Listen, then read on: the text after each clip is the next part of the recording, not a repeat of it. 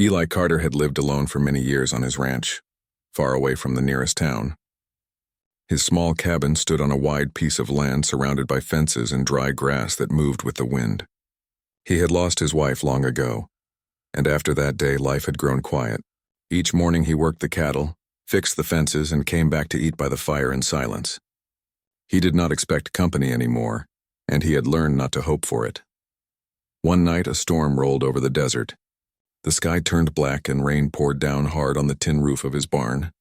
Eli had just finished feeding the horses when he noticed something unusual. One of the horses kept turning its head toward the far end of the barn, snorting softly. Thinking maybe a coyote had slipped in, he grabbed his lantern and walked closer. When the light reached the corner, he stopped. There, huddled under an old blanket, was a woman. Her clothes were torn from travel, and her long dark hair clung to her face. For a moment, Eli thought she might be a ghost from the storm. Then she lifted her head and he saw her eyes, tired, scared, but alive. She did not move. She just looked at him, waiting to see what he would do. Eli had seen Apache people before years ago, but never one this close, never one hiding in his barn. He knew many folks still carried hard feelings after the fights that had torn the land. But as he looked at her shaking hands, he could not bring himself to be angry. "What are you doing here?" he asked softly. His voice was not harsh, only cautious. She tried to speak, but her lips were dry.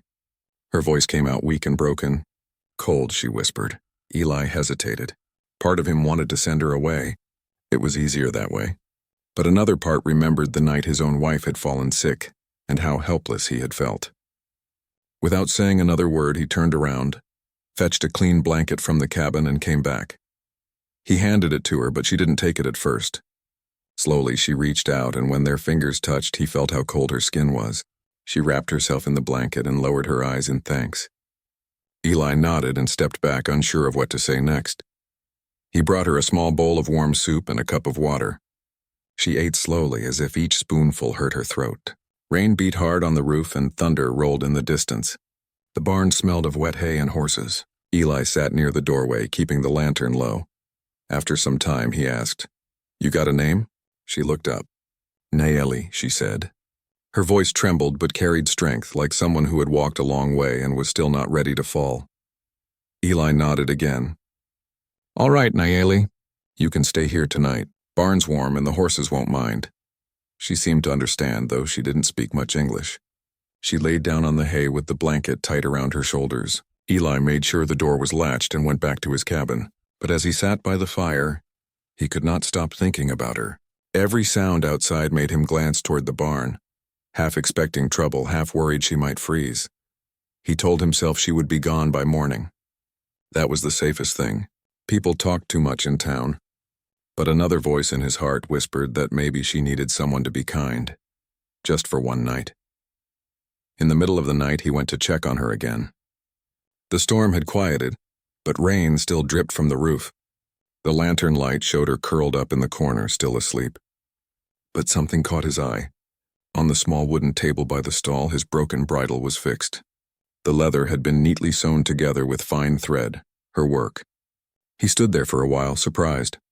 Then he smiled, the first true smile he had felt in months.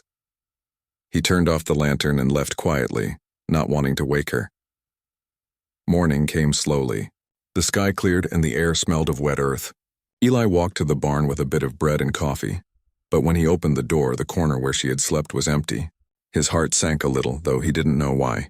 Maybe he had hoped she would stay just long enough to say thank you, or maybe he had enjoyed having another voice nearby, even if it had spoken only a few words.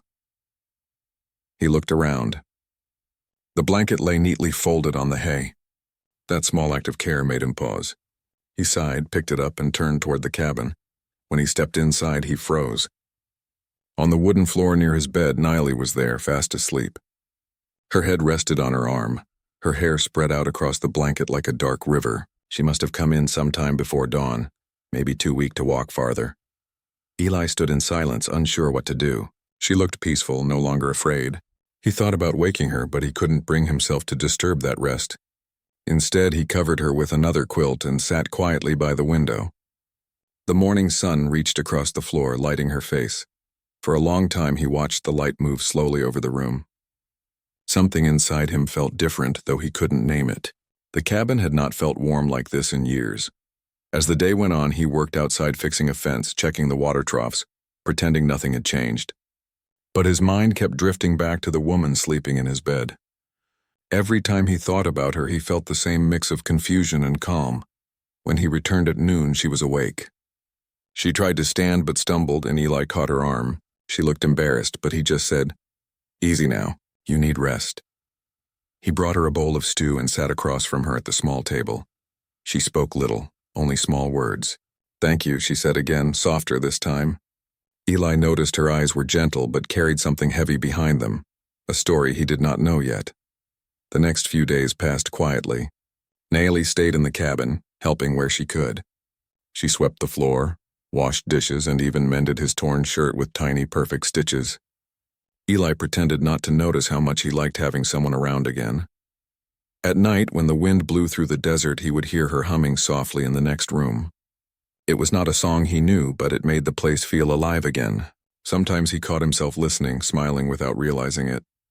One evening, as they sat by the fire, Eli tried to ask about her past, but she only shook her head. He understood then that some stories were too painful to tell. He didn't press her again. Instead, they shared small things: the sound of the rain, the smell of fresh bread, the warmth of the fire. These moments were simple, but to Eli they felt like pieces of a life he had lost long ago. As the nights passed, something quiet began to grow between them. It wasn't love, not yet. It was something more fragile: trust. She no longer looked afraid when he entered the room. Sometimes their eyes met, and neither looked away. Eli started to think. Maybe the storm hadn't just brought rain that night, it had brought change. When he looked at Naomi sleeping peacefully in the bed that once felt too big for one person, he felt a strange sense of peace. The loneliness that had followed him for years seemed to fade, replaced by something warm and new. And though he didn't know what would happen next, he knew one thing for sure. The night an Apache woman had slept in his barn was the night his quiet life began to stir again. Slowly, gently, like the first sunrise after a long storm. Days turned into weeks, and the rhythm of Eli Carter's ranch began to change. The place no longer echoed with silence. There were small sounds now: the soft creak of the floor as Naomi walked, the faint hum of her song while she worked, the gentle clatter of dishes after dinner. It was strange at first, but it made the cabin feel alive again. Eli was not a man of many words. He spoke when needed and kept most thoughts to himself. But now he found himself watching her from the corner of his eye, while she worked near the window. She moved carefully, always neat, always quiet, as if afraid to disturb the peace of the house. Sometimes she smiled when she noticed him looking, and when she did, something warm stirred inside him. Each morning, Naomi helped feed the animals. She would walk with a basket of hay, her bare feet leaving soft prints on the dusty ground. The horses had grown used to her, and one of them, an old mare named Clover, followed her everywhere. It made Eli laugh. "You've made a friend," he told her one day. She smiled shyly and said, "Animals know heart. They feel safe." Her words were few, but each one seemed to carry meaning. One afternoon, a few men from town rode up to Eli's ranch. They were neighbors from miles away, and they had heard rumors that he was sheltering someone. They asked if it was true. Eli looked at them calmly. "There's a woman here," he said. "She needed help and I gave it." The men exchanged glances. They warned him not to get involved in matters that could bring trouble. But Eli didn't argue. He only said, "She's under my roof. That's all that matters." When they left, Naomi stood by the window, watching in silence. She had heard enough to understand. Her face was pale. "You should not risk for me," she said softly. Eli shook his head. "You didn't ask me to," he replied. "But I couldn't live with myself if I turned you out."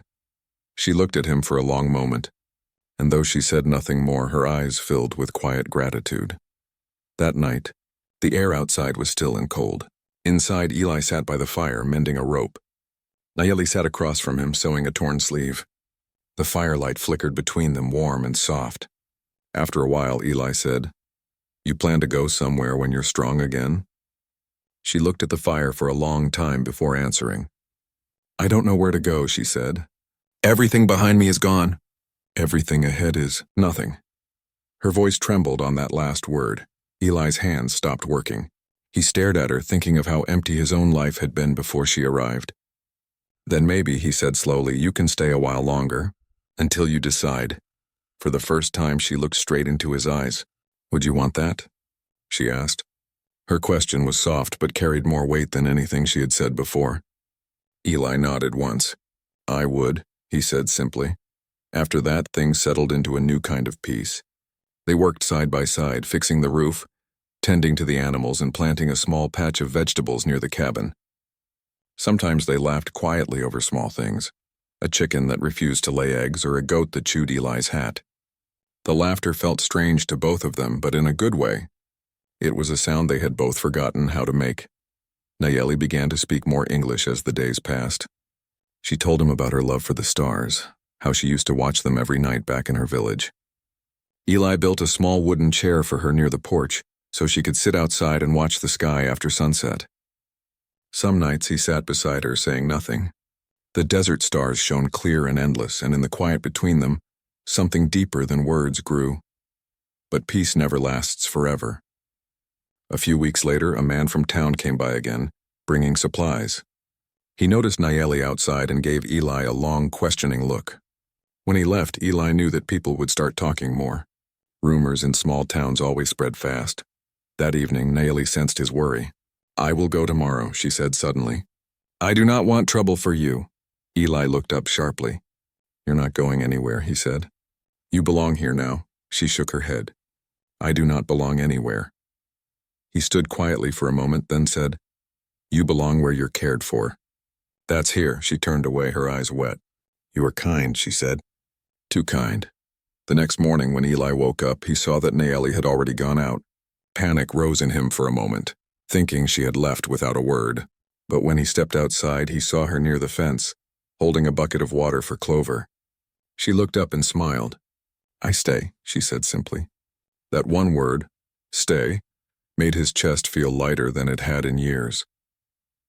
As the months passed, people slowly stopped asking questions. Life went on quietly. Nayeli learned to cook with what little they had, and Eli taught her how to ride one of the calmer horses. They spoke of small things, but every word mattered. They did not call it love, but everyone who saw them together could tell that something gentle bound them. One evening in early spring, the desert bloomed with tiny wildflowers.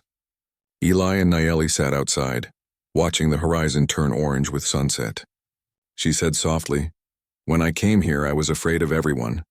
I thought hearts were hard like stone, but yours was not. Eli looked down at his hands and smiled faintly. Mine was stone too, he said. You softened it. She looked at him, her eyes shining in the golden light. Maybe we both needed the storm, she whispered. He nodded. Maybe we did. That night, a warm breeze moved through the open window. Eli lay awake for a long time, listening to the sound of her breathing from the next room. He realized that he no longer felt alone, not in the way he had for years. Something inside him had healed, though he couldn't explain how. As time passed, the seasons changed. Summer came, bringing dry winds and long days of work. Nayeli helped him every step of the way. She had learned the rhythms of ranch life, and Eli had learned to listen, not just with his ears, but with his heart. One afternoon, as they sat under the shade of a cottonwood tree, Eli said quietly, You ever think about what comes next? Nayeli smiled gently. Tomorrow will come, she said. We will see then. He laughed softly. You make it sound simple. It is simple, she said. We live, we care. We start again. Years later, people in the nearby town often spoke of the quiet rancher and the woman who had once been found in his barn. Some called it strange, some called it fate. But for Eli and Nayeli, it was just life. Two lonely souls who had found peace where they least expected it. They never told anyone the full story of that first night, and no one asked. But every spring, when the first storm clouds gathered over the hills, Eli would look toward the barn, remembering how it all began. He would smile and say softly, The night the rain came, my heart found its home, and inside the small cabin, Nayeli would be there by the fire, humming her quiet song, the same song she had sung when she first came. The wind would carry her voice through the open window across the fields, mixing with the sound of the rain, the same rain that had once brought her to him. Their story became a quiet truth that no one needed to explain. He had given her shelter, and she had given him something greater in return. The simple gift of peace, the kind that only comes when two hearts finally find where they belong.